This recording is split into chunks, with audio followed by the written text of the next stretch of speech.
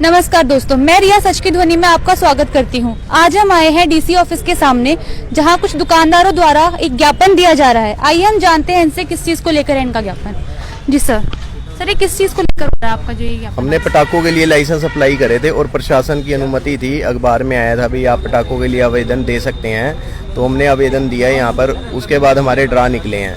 Draw भी प्रशासन की तरफ से ही निकले हैं, डीसी साहब भी होते हैं वहाँ पर, पूरा तरीके से प्रशासन होता है। तो ड्रा निकलने के बाद हम सब लोगों ने अपना पटाखा खरीद लिया हर जगह से, जिसने जहाँ से लेना था। उसके बाद जब हम लाइसेंस लेने आए तो इन्होंने हमें कहा कि भाई रद्द हो गया, हरियाणा में पटाखा नहीं बिकेगा और ना ही पटाखा बजेगा।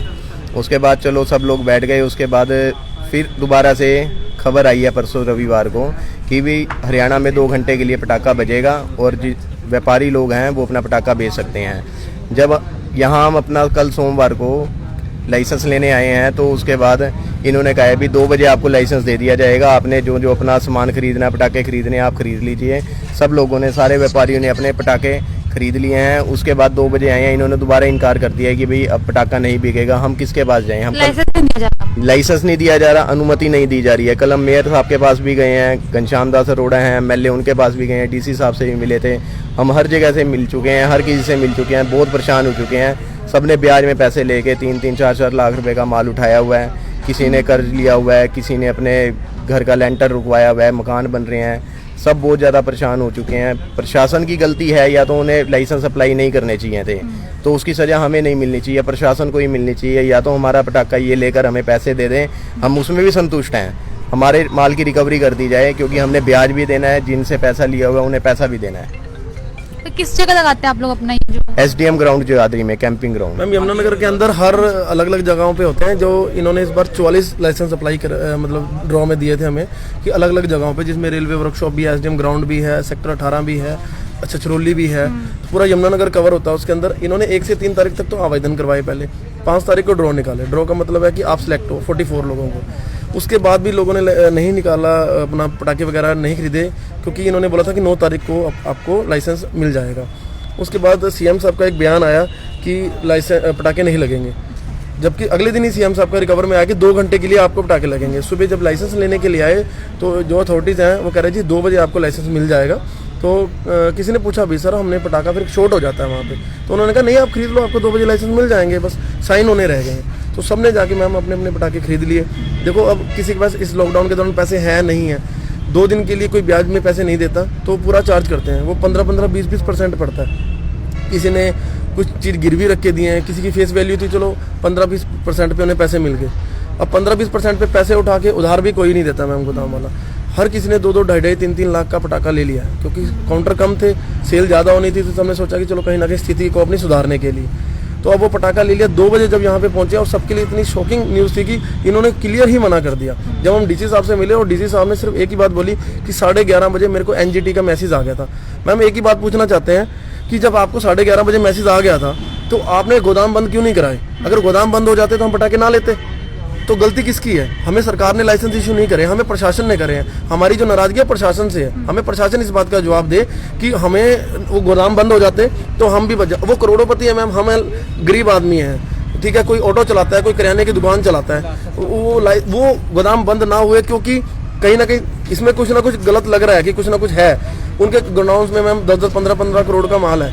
कहीं हमारे में से अगर हम देखें तो कई लोगों का माल उठ गया 25-30 लाख रुपए का। अब वो पैसा कौन भरेगा? हम कहते हैं अगर हमें ये कल को कह देंगे आपने घर में पटाखा क्यों रखा, हमें उस तरफ से भी अंदर करने की कोशिश करेंगे, क्योंकि आपने पटाखा रखा क्यों है। अब वो उसको बाहर तो फेंका नहीं जा सकता, कर्जे लिए हुए हैं। या तो हमारा, हम कहते हैं पटाखा ले लो, आप स्टोर कर लो उसे, आप उसे जो मर्जी करो, हम नहीं कहते। बस हम ये भी नहीं कहते, हमें नहीं पता हमारी मुसीबत का कैसे हल होगा। ये कह रहे हैं अब पता लगा कि 14 जिले हैं हरियाणा में।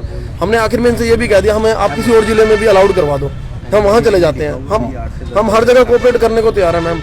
इतना परेशान हो चुके हैं। एक छोटी सी बात लो कि किसी की मदर को, किसी की फैमिली में डेथ हो जाए, कोई हार्ट अटैक हो जाए, कोई सुसाइड अटेम्प्ट कर ले, कुछ भी मिस अपनी, कौन जिम्मेवार है उसका? मतलब तभी प्रशासन जागेगा कि इनमें से कोई ना कोई ऐसा कदम उठाएगा।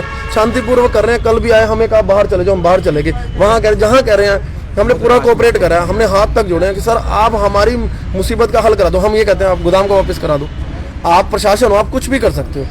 हमने ऐसा कोई काम ही नहीं करा। अभी हमसे किसी और ने भी पूछा कि अगर नहीं करते तो क्या करेंगे। मैंने कहा प्रशासन है, हमें गोली भी मारेगा, हम गोली खा लेंगे, क्योंकि हमारे पास कुछ नहीं है। हम तो सिर्फ अपनी गुहार ही लगा सकते हैं। कल हम विधायक जी के पास भी घूमे, सवेरे 9 बजे से भूखे, किसी ने भी अभी नाश्ता नहीं करा।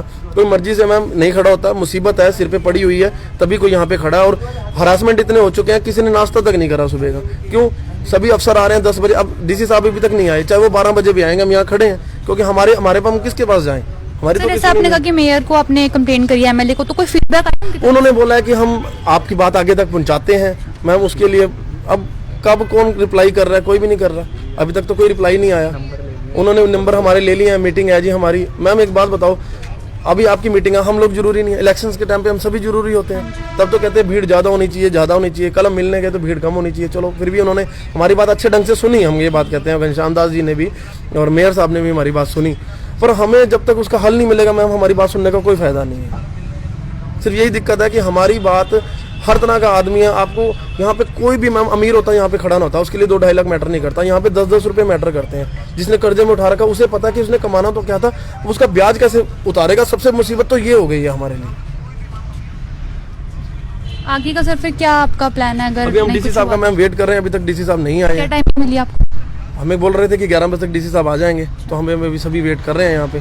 फिर उसके बाद हम मेयर साहब के पास एक बार फिर से जाएंगे। ठीक है जी, घनश्याम दास जी कह रहे थे आज उन्होंने चंडीगढ़ जाना है, तो एक बार हम उनके घर का भी कुछ करेंगे। तो सभी हम उम्मीद पे हैं कि हमारा प्रशासन करे। हम तो साफ कहते हैं जी, हमारी सरकार से नहीं है, सरकार की जिम्मेवारी नहीं थी।